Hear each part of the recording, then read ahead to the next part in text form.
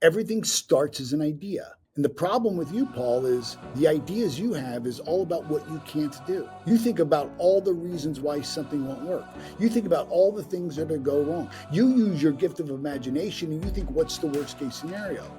You're thinking in reverse. You're wanting and wishing for one thing, but your thinking creates struggle and poverty.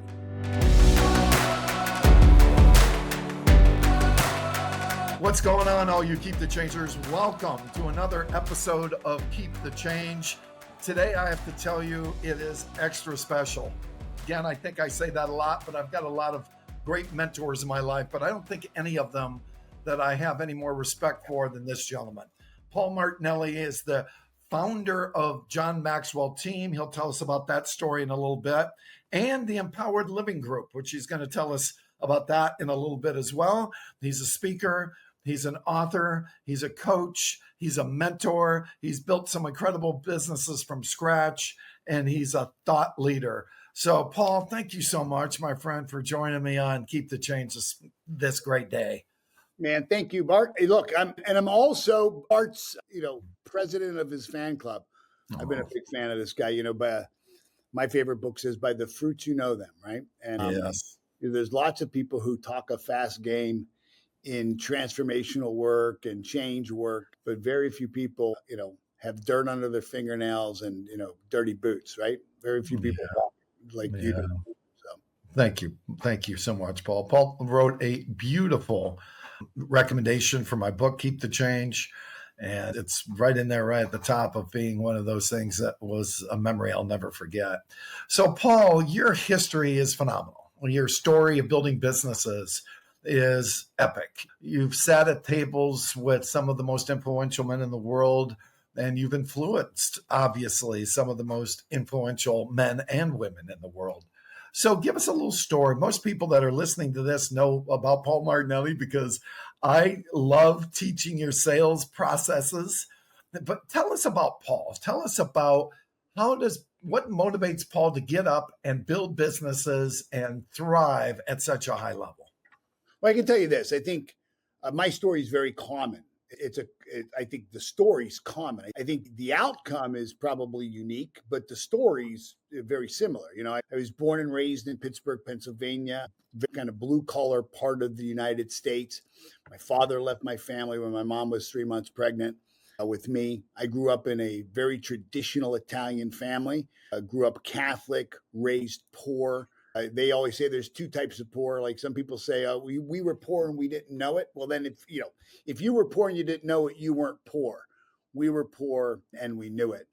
At a young age, when most children start to talk, I didn't. I had developed a really severe speech impediment of a stutterer. I grew up in a violent home. The home of my upbringing wasn't safe. It wasn't safe physically, emotionally. And as a result of that, I processed the fear and the anxiety of that.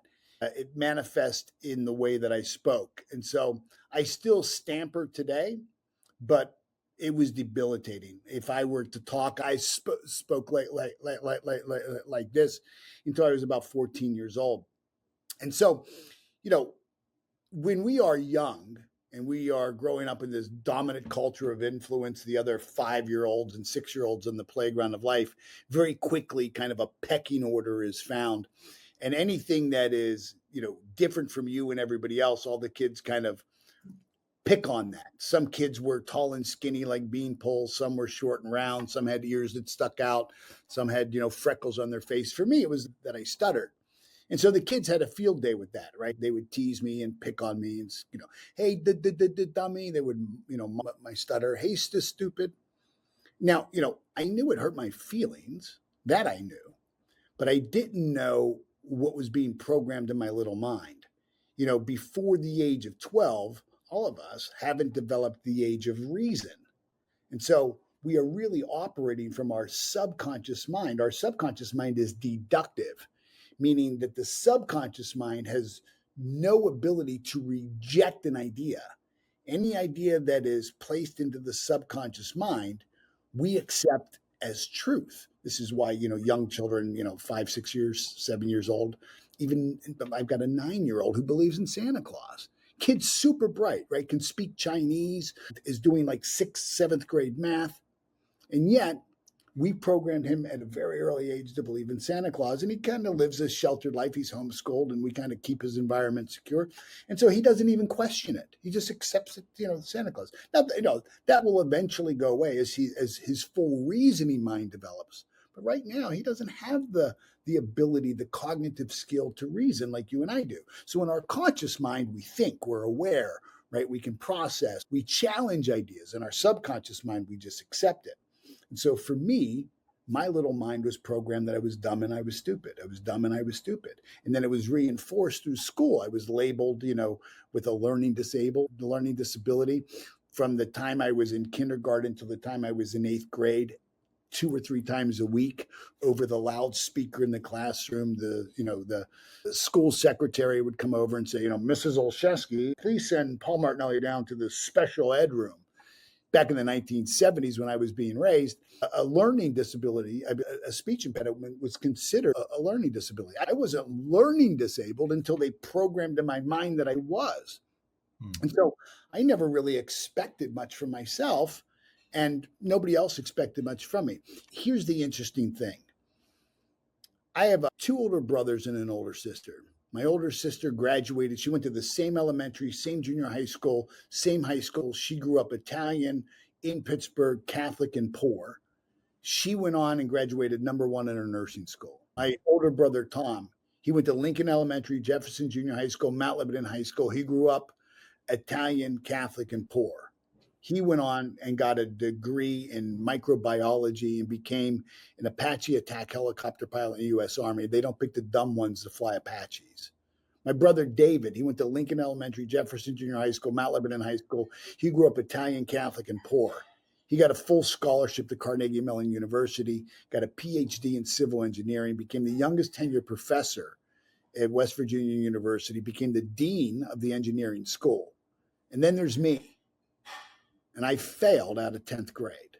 Like in 10th grade, at the start of the 10th grade year, they called me in and told me that my academic career had come to an abrupt end, right? That there was no way. If I had aced all the classes from now until I was a senior, I still wouldn't have enough credits to graduate. And so there I was, at 15 years old, high school dropout in an Italian home. If you get kicked out of school, you get kicked out of the house. So at 15 years old, I found myself living in my karate school. My sensei allowed me to sleep in the dojo and trade my time to teach classes at night to be able to live in the dojo. I landed a dead-end job making $4 an hour as a roofer. And I thought this was as good as it gets. My programming said you'll never amount to anything without a high school education, and I believed it. And then I produced those results. We never outperform our own self-image. And so I lived that way the first 25 years of my life, believing that I was dumb and stupid, believing that I would never amount to anything. I found myself, when I was 22 years old, I took a couple of $100. I started a cleaning company. I was going door to door, asking people if I could clean their toilets, empty their trash can, vacuum their carpets late at night, because I figured, any dummy could clean a toilet. So I started a janitorial service. And then one day, by the grace of God, through divine intervention, I walk into a guy's office and I give him a pitch. And he sits me down and he gives me this book, this exact book. Now, Think and Grow Rich. Yeah. If you're listening, you've got to see this book. I mean, this book looks like the first Bible. Yeah. It is torn up and colored. It is beat up and read. Now, when he gave it to me, it was a brand new book. And as I've mentored millions of people through the book over the 35 years.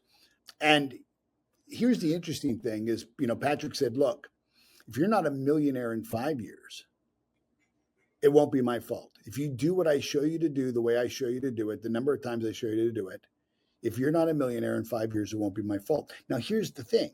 He never taught me what to think. He didn't know anything about the cleaning business. He didn't know anything about marketing or sales or none of that. He just knew how to think. And he said to me, Paul, everything you see is created twice. Everything starts as an idea. And the problem with you, Paul, is the ideas you have is all about what you can't do. You think about all the reasons why something won't work. You think about all the things that will go wrong. You use your gift of imagination and you think, what's the worst case scenario? You're thinking in reverse. You're wanting and wishing for one thing, but your thinking creates struggle and poverty. You've got to change that. And he showed me how to change my thinking. I never look back. Since then, I've created 8 multi-million-dollar businesses. Those businesses have generated over $1 billion a year in revenue. I built the world's largest training and certification company focused on leadership. I've got clients in 162 different countries. And what keeps me motivated now is being that voice for other people. I'm blessed. You've been to my home. I live in probably the wealthiest zip code in the United States. And, I don't have to work, but I do work. And I work now to help become aware of their potential and then how to monetize it. And that's what I do. So good. I want to take you back to Patrick a minute. When you walked into that strip mall in that moment, the story you told was Patrick came out and you're trying to sell him. I asked him to clean his buildings at night and he had puka shells on and board shorts and a hippie dude, about 55 years old. Yep. And he said to you, give us a little depth into Patrick, a little startup into Patrick. What's interesting is Patrick walks out, he's wearing, Tommy Bahama shirt, flip-flops. So, I moved from Pittsburgh to Florida. He's got like 17 wristbands, right? Save the whale, save the trees, save the rock, save the clouds. If it needs saving, Patrick had one. He's like a hippie from the 60s. He was worth a couple of $100 million. Wow. He was a municipal bond trader on Wall Street. His brother ran the trading desk for Shearson Lehman.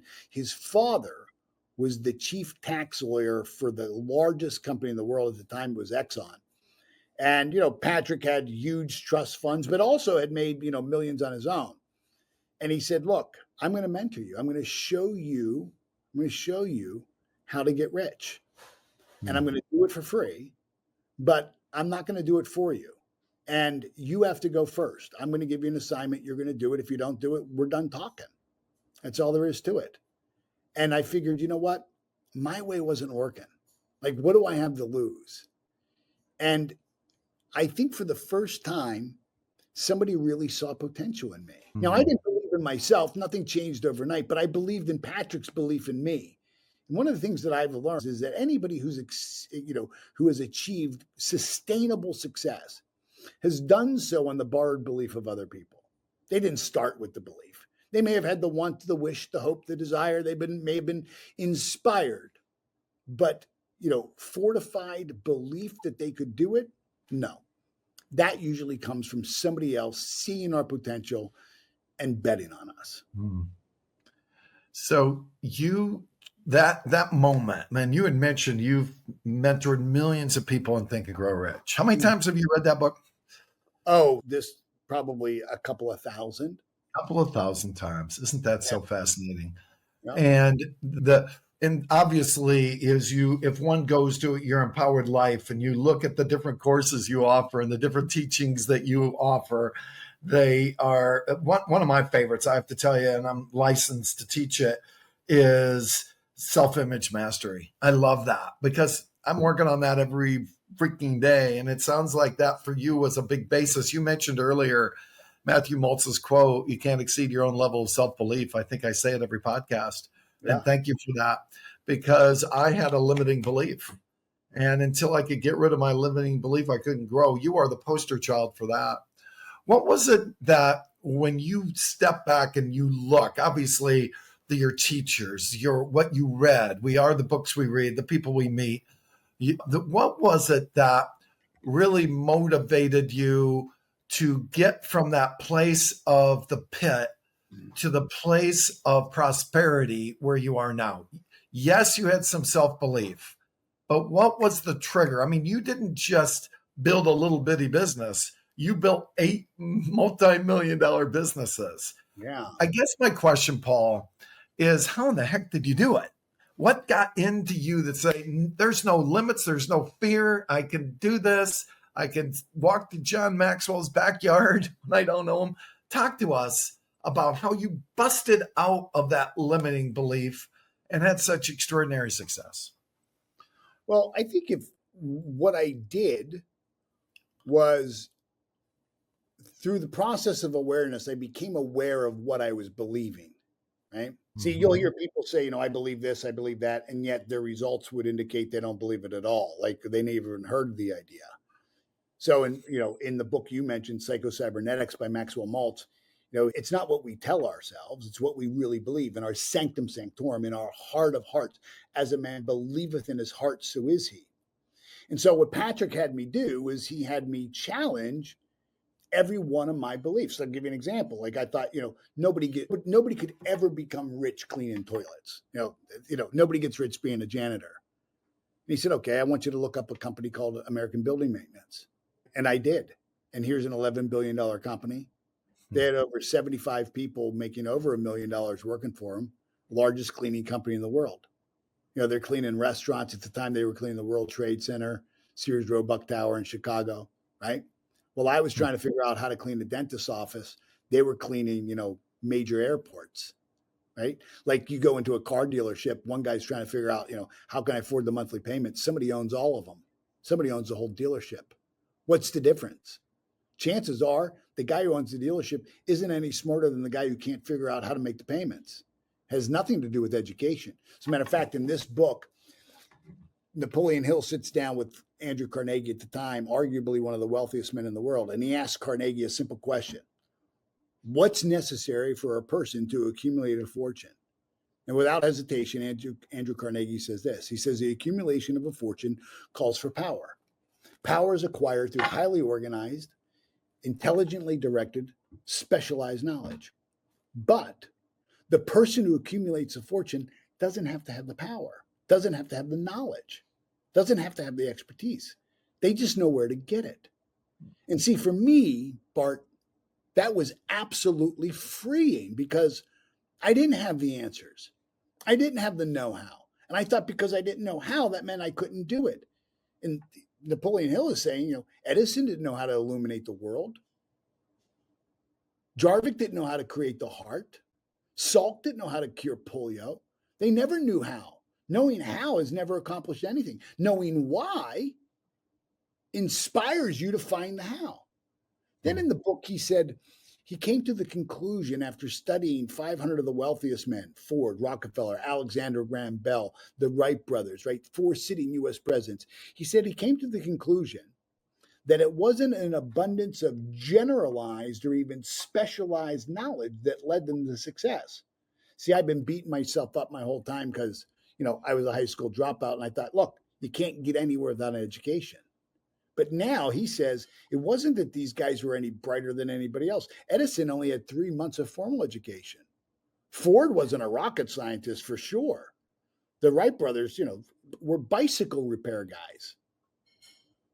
It wasn't that they had abundance of generalized or specialized knowledge that led them to success. It's that they had developed their intellectual faculties to such a degree that they could create, manifest, or attract anything they wanted in their lives without violating the rights of other people. So I had to stop and think, hold on. What are these intellectual faculties he's talking about? And here's the interesting thing. We are programmed to be stupid, born perfect, programmed to fail. You could go from elementary, junior high school, college, advanced college, and never learn what he was talking about. As a matter of fact, you could ask my 6-year-old son, what are your 5 senses, physical senses, and he'd rattle them off. He had the ability to see, hear, smell, taste, and touch.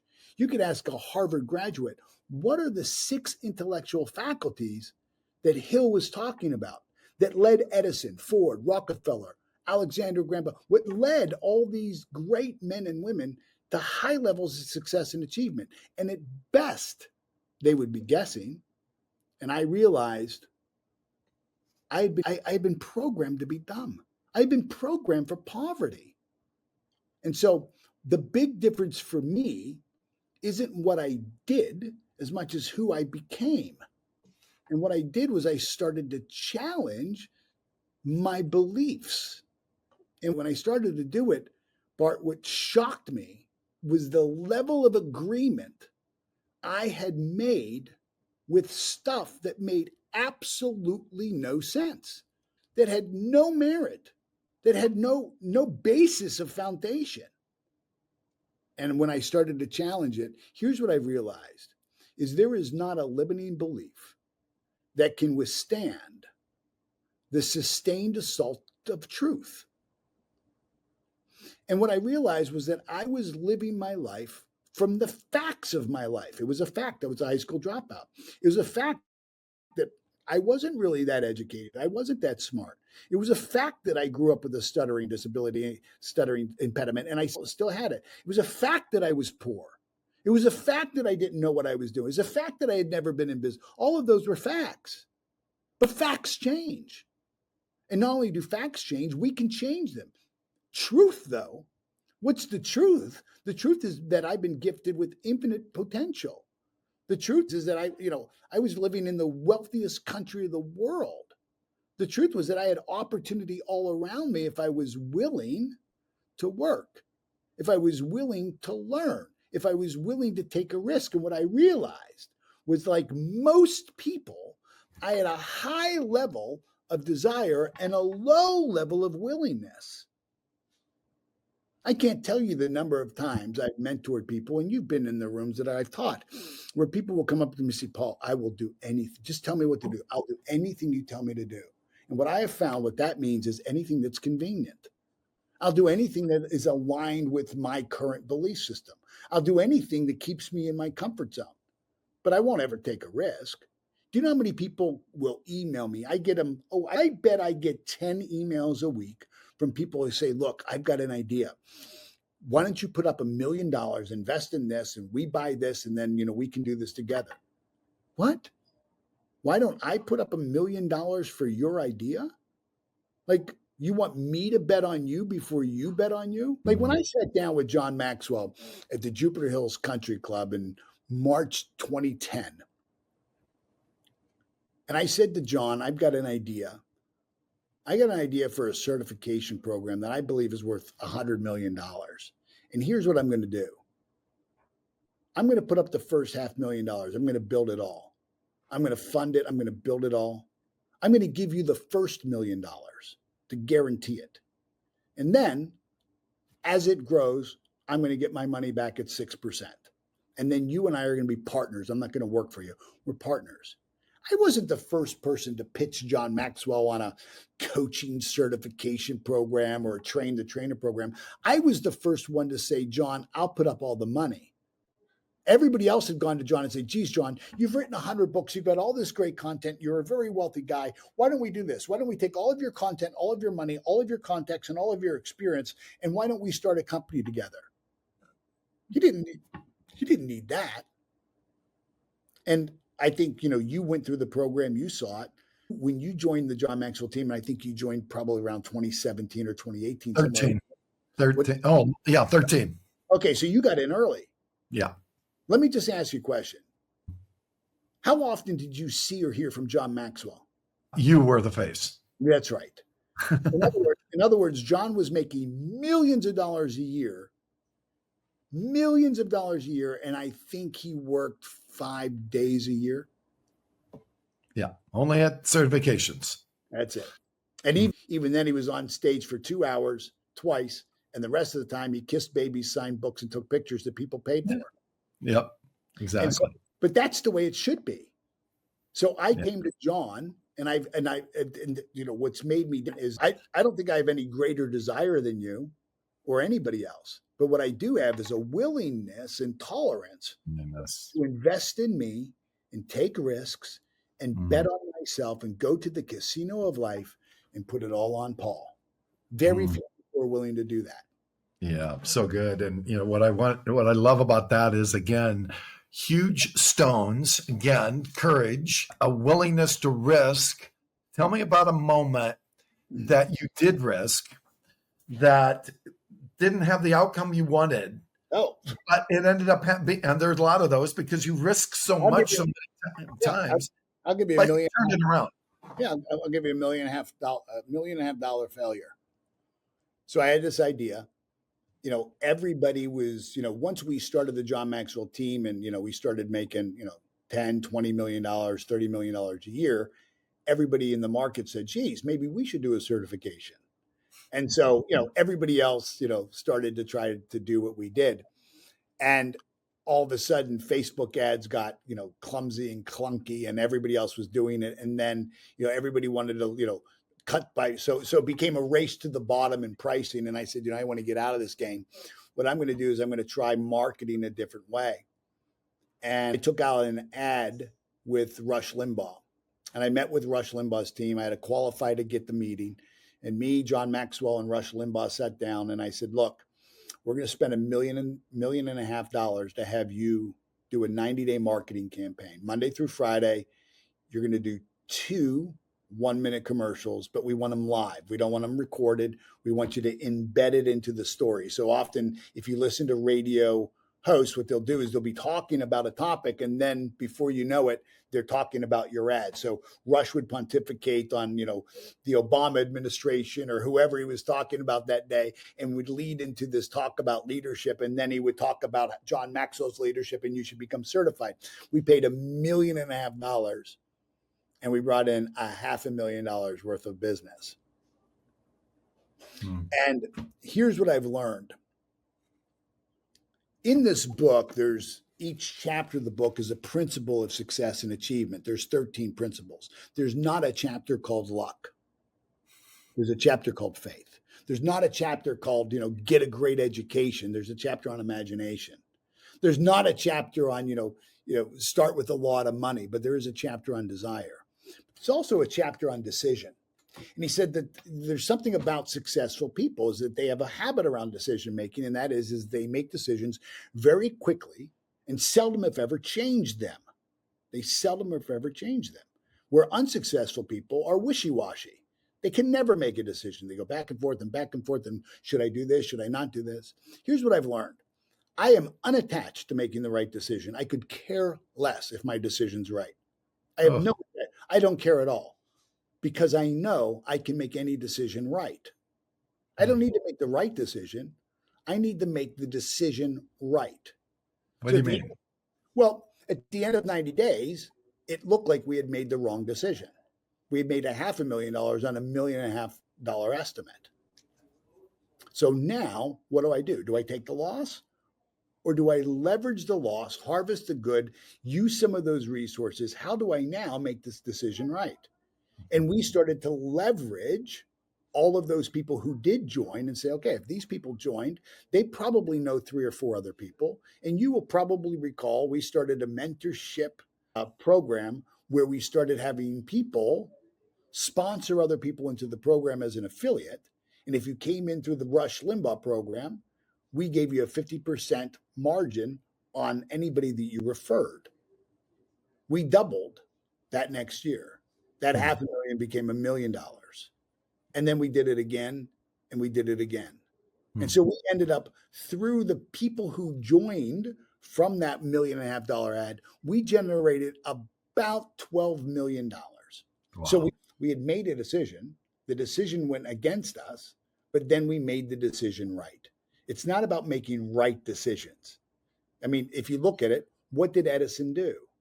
Edison made, arguably, whoever you listen to, he made 10,000 wrong decisions.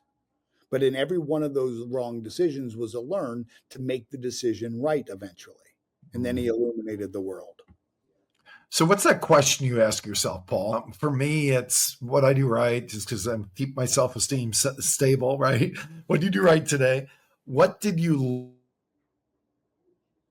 learn? With you, what's the question? That is it what I learn of this? Or what takes that creative piece when you ask that question? First of all, you ask the question, then you got creative and created a different result. What happened?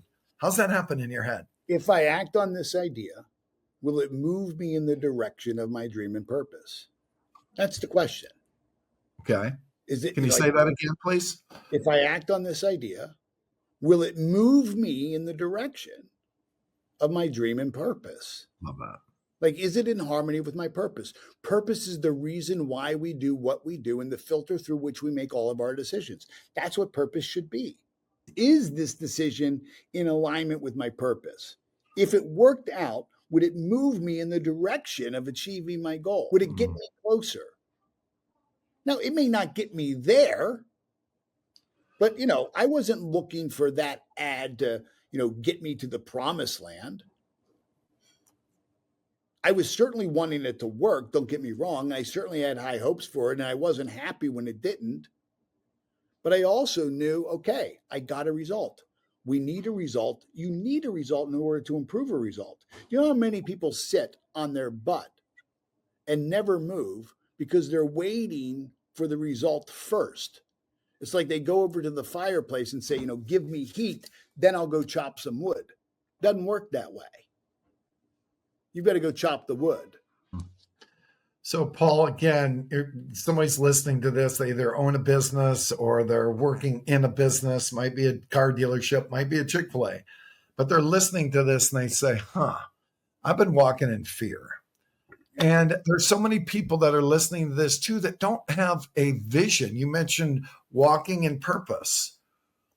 I remember once I asked you on a call, I said, Paul, what's your vision for the next 5 years? You said, I have no idea. That's not how I roll. So if you would tell us where are you now? You have a massive self-awareness. You mentioned that so many times. And where are you going? You have this sense of knowing about where you're going. So where are you going? What's next for Paul Martinelli? What's driving you? What's getting you up early in the morning? What is lighting your fire with all these things that you've done in the past? What lights your fire in the present and in the future? So for me, again, I'm at a different season in my life. I'm almost 60 years old. I'll be 60 in January. At the time of this recording, we're at the end of July 2025. So in January 2026, I'll be 60 years old. I'm married. My wife. I've got a wife who's 25 years younger than me, who's beautiful, smart, gifted, talented. And I'm now a father, right? I'm a father of a 9-year-old and an 8-year-old. And I have built a community, empowered living community that, on Facebook, we've got 2.3, million people who've, opted in for resources and follow that page. And so what I'm looking now is I'm really beginning to lay foundation of legacy. I'm beginning to think, how do I duplicate and replicate myself? As a matter of fact, I just launched a program with Janet Schweitzer, who's one of the greatest thinkers and writers. What I did for John Maxwell, she did for a guy by the name of Jay Abraham and Jack Canfield.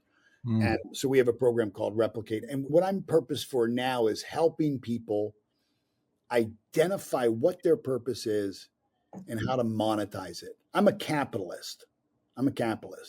And so I know that the only way to freedom is, freedom starts financially. You can't have spiritual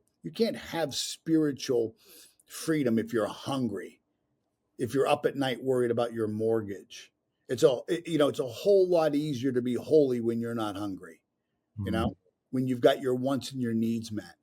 And so I've created the Empowered Living Investors Club. I took $250,000, opened up a stock fund, and people can follow me as I trade that account. We're up 35% since we opened it last year.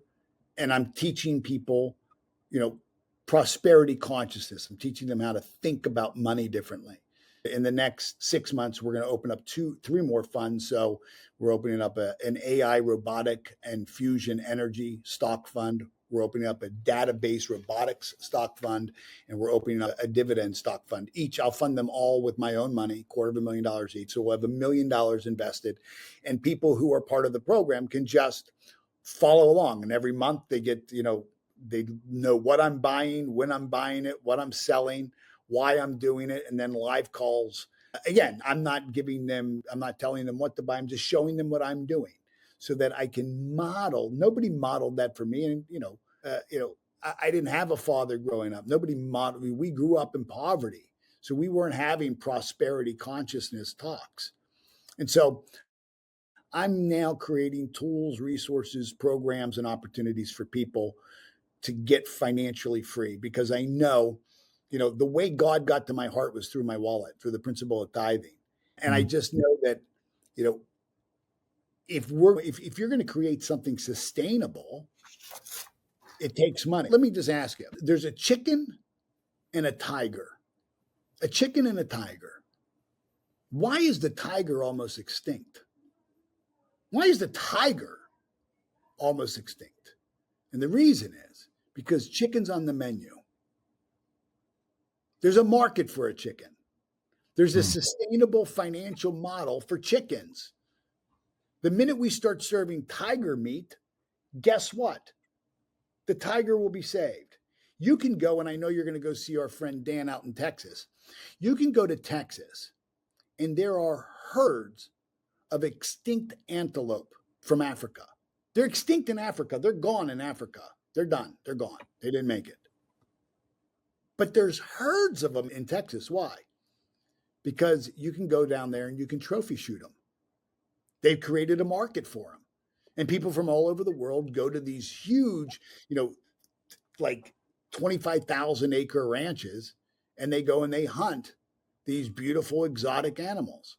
And yes, it's sad that, some of them die and some of them get shot and killed and they end up on a wall. But all the other ones live. And the species lives because somebody figured out how to monetize it. You want to save something, monetize it. You want to make it sustainable, monetize it. And that's why I love salespeople. Salespeople understand that in the word commission is the word mission. There is no mission without commission. You can't have it. Mother Teresa, arguably the wealthiest woman in the history of the world. So wealthy, she didn't need money, but she understood money. Mother Teresa, when she was sick, had billionaires sending their private jets to fly her over to the United States for free medical care. Mother Teresa could point to a mound of dirt in Calcutta and say, I want an orphanage or a hospital there, and billionaires around the world would fight to build it for her. But she understood money, and she understood you got to have it. And she didn't demonize the rich. You never saw Mother Teresa talking about how the rich don't pay their fair share. You never heard her say those things. No, because she understood it. She understood it. Fascinating. So what program, you mentioned your sales program, which I've licensed to teach and love that program. I really do. You and I haven't talked really since I had an opportunity to invest in it. Your self-image mastery program that, as I believe, it's a game changer on so many levels. Your Think and Grow Rich program that I've got the license to teach. And I love that about what you've done is you give, and you give people opportunities that you mentor to say, hey, you can take this out to your tribe and your masses. And I think that's been very successful. As we wrap up, if you think about it, it's what I just talked about. I find something, I create it. If I've made $1 million in it, then I license other people to be able to do it. And I license it to it at a ridiculously cheap price so that they can actually do it. And then I give them everything I did. I give them all the email marketing, all the lessons, all the PowerPoints, and I come on their podcast or their shows and I help promote them, whatever I can do. That's the legacy piece that I'm in right now in my life. Yeah. I really love your sales mastery program and what it's meant for the automobile dealerships. I have an opportunity to teach it too, because with tonality and with pacing and all the different tools that are in there that are so high level for today. Everybody's trying to figure out the perfect way to get a customer in, but you teach that in this program. And it's been very powerful for my current clients that are signed up with me. I take them through it once a week and over again, because I don't want them to forget it. I mean, it's so rich. And I think you have a new sales program out, right, Paul? It is right now. We revamped the entire course again. Because I don't want it to be static. Whenever I find new ways of doing things, and let's face it, the world is changing. The introduction of AI has changed sales considerably. And so I'm always updating the content and making it relevant for today. Yeah. And thank you for that. Thank you for your wisdom. Thank you for your persistence. And you know what, man, I do these Celebrate Recoveries every Monday night with my lovely bride. And that Celebrate Recovery group got me to Zambia, and I got to speak to people. You talk about no prosperity in Zambia. I got to speak to people about prosperity, and they just want jobs that they can work so they can have freedom, right? And prosperity means something different to them. But for years, they've been caught up in this belief system that they can't. And you're such an example of what can't is, what Tony Robbins says. If you can't, you must. If you must, you will. And you changed your thinking, changed your life, thanks to Patrick. But in Celebrate Recovery, we talk about the ABCs: admit, believe, commit, and then the D is that you do the work to really look at your thinking and your behavior. And yet the word is this: willingness, man. You mentioned that a few minutes ago. It's like there's so many people that come up and say, "Oh man, I want to get sober." Great, I'll be glad to work with you. I never hear from them again. Why? Yeah, why do you want to get sober? Yes. Because for my sister. No, that's not a good why, man. You're not done drinking. Yeah. And I think that goes to show that in the simplest of forms, why and willingness go so hand in hand, man. If I know why I'm willing, then that changes everything. You saw that with Patrick, and you saw it in deep diving into that early book that you read, Think and Grow Rich. And again, you've had such an influence, man. I am just honored and thrilled that we got to hang out together. This doesn't happen. You and I did this a couple times. One in West, when you poured into me for hours at your condo. And then we went to that bar down the street and we didn't drink. We had lunch, and you poured into me. And this is so rich that I get to be able to spend time looking in the eye and hear your wisdom, man. You and I both know I got enough questions for you for hours, but I know you have to move on to your day. And I certainly appreciate you sharing all your wisdom. Give us the dates for that talk, because I'll be there, but you're speaking on stage in Texas with Ed Milet, with Les Brown, with an event that Dan helped organize. Tell us the dates for Texas if you've got those in front of you. I think it's September like 18th, 19th, or 20th. It's in Midland, Texas. Yep. It's the Focus Workshop. Yep. It's in Midland, Texas. You could go on to my Facebook page and it's listed there. Yep. I don't want to look it up right now because I don't want to disrupt our conversation. But yeah, look it up. Focus event. I know I saw Ed Milet the other day advertising it and speaking about his fellow speakers. And so again, having just thought leaders that change lives in that room is going to be so powerful. And a special thanks to our friend Dan for arranging that. So tell us about how people can get a hold of you. Can they get your content? How can they get to be part of Empowered Living and tap into your wisdom? Oh, well, thank you. The best way is paulmartinelli.net. .com goes to a real estate agent in Canada. But I give my email out. It's Paul@Paul like the apple juice, Martinelli apple juice. It's Paul@paulmartinelli.net. That's spelled MARTINELLI. At paulmartinelli.net. Send me an email and say, hey, look, I heard you on Bart's show. Would love to learn a little bit more about what you do. And what I do is I say, well, then let's just jump on a quick call and see where you're at and let's talk. Right on. And I will tell you that the wisdom that you've heard here is for everybody at every level. And Paul's got programs for everybody at a different level. But I believe that, again, if you're an entrepreneur and you're just trying to change your thinking, Paul's stuff, I know for me, has changed my life. It just absolutely has. I'm not the same person I was before I met Paul. And I know taking his materials and putting them in automotive for me has been a big deal. Paul, I've got a very skinny lane that I deal with, and that is automotive. And I do that on purpose because there's such a need. And every time I wanted to get away from it, I thought, no, that's where, you and I know that. We've had many discussions about that. And there's a need for it. And I believe that these philosophies will change the way our businesses are being done. But more importantly, not just the way our businesses are being done in terms of prosperity, but as Paul said, in terms of our families, in terms of our kids, because we think different. And when we think different at home, we're better leaders at home. We become better leaders in the marketplace. So again, thank you, my friend. God bless you. I appreciate your time. And I look forward to seeing you in September in Midland, Texas. Right on. Well, thank you, Bart. Congratulations on this. I remember when this was an idea, just an idea. Yes. So well done, my friend. Yes, sir. Talk to you, everybody. Go ahead and subscribe. Give us some feedback. Reach out to Paul. Reach out to me. How can we serve you? Talk to you guys next time on Keep the Change. Thanks, everybody.